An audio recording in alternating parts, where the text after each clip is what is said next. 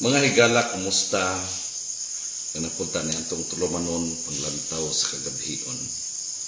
Diin, maghisgot-hisgot kita o mga panghitabo sa atong katilingban karon. Kini ato ang dili man punta makaigong kagubot, pero daghang mga isyu sa ato ang nasod. Kitang tanan magpakabana mga igsoon kay isip mga Pilipino, isip mga lumulupyo dinhi sa ato ang nasod Pilipinas. Sa dili pa nato sugdan ato ang ato sang i-shout out ang ato ang mga likers sa ato ang live kagabi, isang tan-aw ato ang Facebook mga igsoon. Kinsa ning nang like sa ato ang panglantaw sa kagabi. Ang ato ang hisgutan kagabi kad mahitungod adtong batang healer diha sa Tumapik mahayag Zamboanga del Sur nga gipa hunong sa Department of Health sa iyang pagpanambal tungod lagi kay naa man pud tay balaod mga igsuon. So ato ang i-shout out ato ang mga likers nagtuyok pa ato ang Facebook ko asang tan-aw nato ang Facebook ug kinsa ning mga likers nato nag-like sa ato ang live kagabi. Karon mo balik tas politika mga igsoon kay murag nindot kaayo no, daghang kaayong post, daghang kay kog kadebate sa Facebook kagani ha.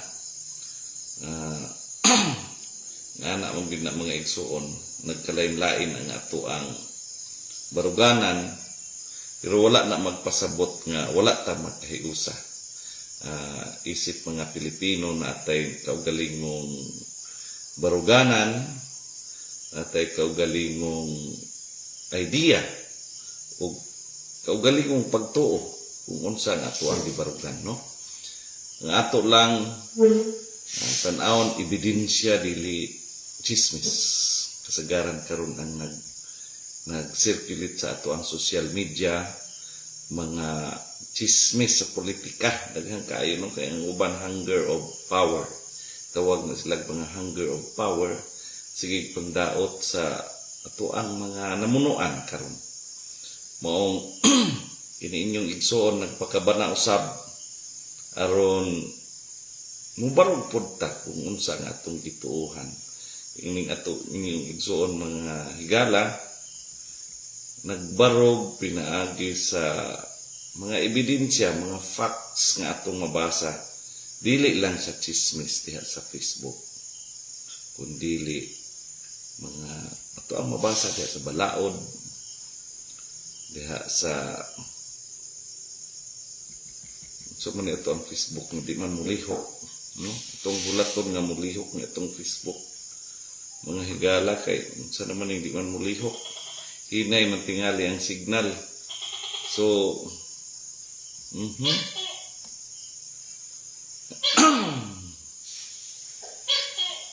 itong hisgutan karon bahin ning kaso ni former speaker Romualdez between kaning gitawag nga confidential fund. Una itong hisgutan kay aron atong yung matan-aw og unsa ba gyud no. Ito siyang i-shout out ng ato ang mga likers kagabi nagtuyok pa, hinay mong signal nagtuyok pa ato ang Facebook may gabi day no sa bago pang nakatanaw sa ato ang live. So ato sang i-tanaw na ato ang Facebook kinsa ning nag-like no sa ato ang mga hisgutan kagabi. Kadyot lang kay dili mo ato ang na-click kung i-click ang katong ato ang itong live kagabi. Kini ato ang program mga igsoon live ta diri sa Facebook then replay nato dito sa YouTube. So kung kamo ganahan pud mo tan-aw sa YouTube na dito i-type lang Jeremias L. Tubigon. makita ninyo ato ang mga live diri sa Facebook. No, atong gi-shout out si Lilian Martinez Tubigon, mao na ako ang roommate. Ato ang mathematics teacher diha sa Kalubi Integrated School, si Jovi Habilio ug si Marilupi Faustino. Ito ang grade 2 teacher, Estrella Palirbacar, Pastor Yung Monleon Makigangay Jr., Revelin Apabli Lagata, Johnny Disamonte, Alma B. Lunhas, Elizabeth Mingo, Ma'am Ruth Escobar, ato ang kauban nga nag-retire na, no? Si Ma'am Ruth Escobar des Pagadian City, may gabi kanimo diha, ma'am. Og si Junri Gordionis Tubigon, ako aning parinti. Taga Diplo daw ni siya, Diplo. Dapit ning Diplo, nakalimot ko asa to ni Dapit. Ato pong gi-shout out ang ato ang mga naa sa live karon. Si Janice Iscarmula Tubigon, Banak. Yung gabi kanimo diha, ma'am. Si Sir Jory Gordionis Tubigon o si Irene Villanueva Poligrates. Nga nagtanaw na to karon din sa ato ang live sa Facebook. So kaninyong tanan, daghang kayong salamat sa inyong pag-support ani ato ang programa Panglantaw sa Kagabihon. This night descends once more upon our restless republic. In the deep silence of our homes, the ear hums with question. Kinsa bagayod ang tinuod? Kinsa ang nanglimbong? Kinsa ang matinud-anon? A viral post spread across social media showing two familiar faces. Congressman Martin Romualdez and Senator Rodante Marcolita. The words in red shout, ito ang dahilan kaya naabsuelto si Martin Romualdez sa mga akusasyon sa kanya. Sablay si Marcolita. And beneath it, the speaker's statement, the so-called testimony of Senator Marcolita's witness, is an outright and complete fabrication. Nothing more than a desperate attempt to link me to supposed kickbacks where none exist. Pilit na pilit. Quote unquote. Congressman Martin Romualdez. Once again, we are pulled into the same political drama. Accusation, denial, counterattack. A pattern that has repeated for decades in this nation of weary hearts. But Panglantaw sa Kagabihon is not here to defend or destroy any man. We are here to look beyond the surface, to see unsa gyud ang kamatuoran and how justice and faith intersect in this land of contradictions. When a senator presents a witness and that witness collapses under the weight of lies, the issue becomes more than political. It becomes moral. Because truth is secret. In the court of law, lies destroy credibility. In the court of heaven, lies condemn the soul. The revised Penal Code Article 183 is clear. Any person who knowingly gives false testimony in any judicial proceedings shall be punished. The law protects truth because truth is the foundation of justice. But beyond the law is the Word of God. Proverbs chapter 19 verse 5 declares, "A false witness will not go unpunished, and whoever pours out lies will not go free." Mga igsoon, this is not just about two men in suits. This is about us, a people tired of deception, longing for integrity, and yearning for leaders who fear God more than they fear exposure. Politics is, as it stands today, is no longer about service. It is a battle of narratives. Historia contra historia. Sound bites replacing substance. Every accusation becomes a spectacle. Every denial a performance. And in the middle of Filipino people, confused, divided, exhausted. If the testimony against Speaker Romualdez was truly fabricated, then justice must prevail, not because he is powerful, but because truth demands it. If Senator Marcolita was misled by false witnesses, then humility requires that he admit it, because even lawmakers are not above the lawgiver.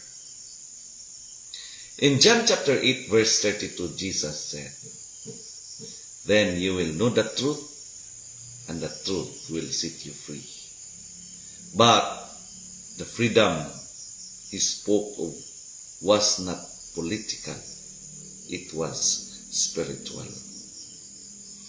A nation cannot be free while its leaders are slaves to lies. And yet truth today has become negotiable. Ang kamatuoran karon murag palit baligya na. Kung kinsay na ay kwarta o gahom, mauray makapahimo og tinuod nga baka o baka na tinuod. That, my friends, is the tragedy of our democracy. In 1987 Constitution Article 2, Section 27 mandates honesty and integrity in public service. But when was the last time honesty truly reigned in government halls? When was the last time a public official stood before the people and said, "Yes, I failed. Yes, I lied. I'm sorry." We have laws. We have oaths. We have lack repentance.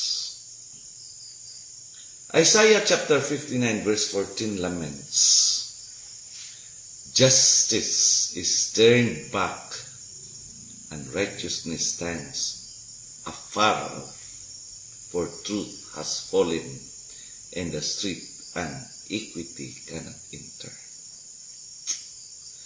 When truth falls, justice becomes a mockery. When honesty is silenced, corruption becomes the culture. But this episode, mga igsoon, does not end with politics alone.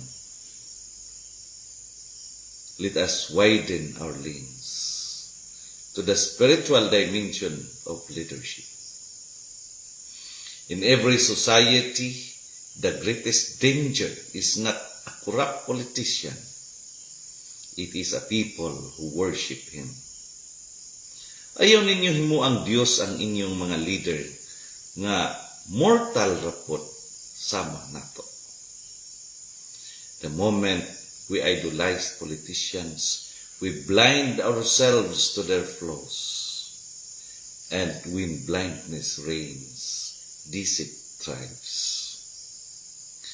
The Bible warns in Jeremiah chapter 10 verse 10, but the Lord is the true God. He is the living God, the eternal King. Only God is worthy of worship. Politicians may promise heaven, but only God can deliver truth. We are reminded of Romans chapter 13 verse 1. Let everyone be subject to the governing authorities, for there is no authority except that which God has established. Yes, we must respect authority, but not to the point of idolatry. For when leaders turn away from righteousness, it is the duty of the people to speak up in truth, not in hate. That is where freedom of expression becomes both a right and responsibility.